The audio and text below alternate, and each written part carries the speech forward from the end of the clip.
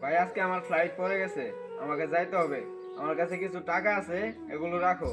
আর ভোরবাড়িগুলো দেখে রাখো। আচ্ছা যা তাহলে।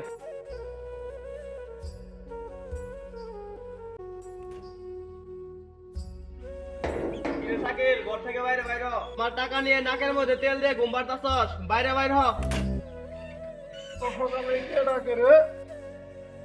কিরে আসিফ তুই? অনেকদিন হলো টাকা নিছস, টাকাগুলো ফেরত দে। আমার কাছে তো টাকা নাই, আমার ছোট ভাই কিছু টাকা রাখা গেছে, এই টাকাগুলো তুই নে।